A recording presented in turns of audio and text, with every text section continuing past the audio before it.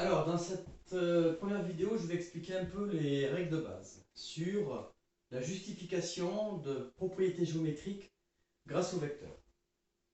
Alors, par exemple, si on vous dit que ABCD est un parallélogramme.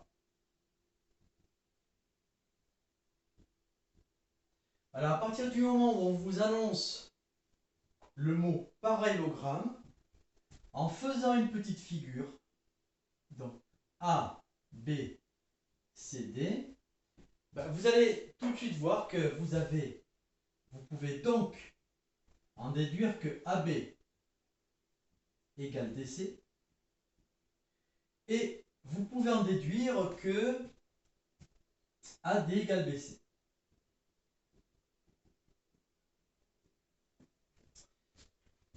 Alors maintenant, dans une deuxième partie, on vous parlera peut-être pas de parallélogramme. On vous dira juste que par exemple AM égale RC. On ne vous parlera pas de parallélogramme et rien d'autre. Donc là, qu'est-ce que vous pouvez dire? C'est que si vous avez un vecteur AM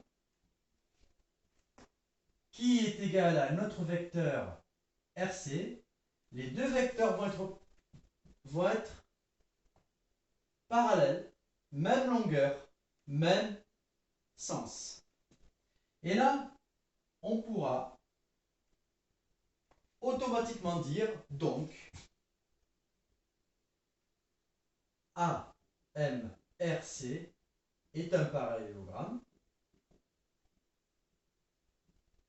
Donc l'égalité de deux vecteurs vous donnera toujours un parallélogramme, et vous pourrez ensuite, et seulement une fois que vous aurez énoncé ça, annoncer la deuxième égalité. Donc AR égale MC. Voilà dans quel ordre il faut justifier les choses. Ou bien vous avez un parallélogramme, vous annoncez les deux égalités, ou bien vous n'avez qu'une égalité, vous annoncez le parallélogramme et la deuxième égalité. Donc, en général, quand vous voulez justifier qu'une figure est un parallélogramme, il faut établir cette égalité. Deuxième propriété sur les milieux.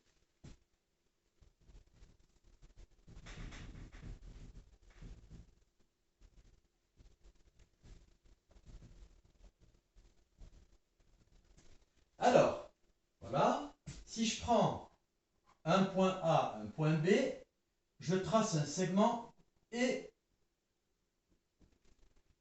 I est milieu. Donc, qu'est-ce qui va se passer si I est milieu? Vous allez avoir égalité de ces deux vecteurs.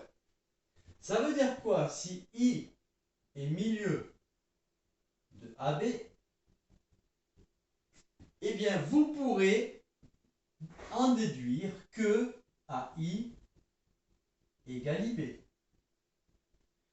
Donc, le fait que ce soit un milieu vous permet d'établir une égalité. Réciproquement, si on vous dit par exemple MC égale CN, eh bien, si à un moment donné on vous dit montrer que C est le milieu du segment MN, ça voudra dire qu'il faudra établir cette égalité. Donc,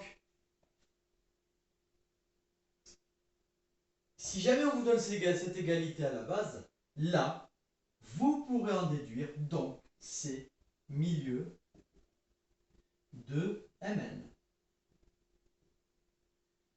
Donc, si vous voulez justifier une égalité de vecteurs grâce à un milieu, on vous dit que c'est le milieu, vous donnez cette égalité.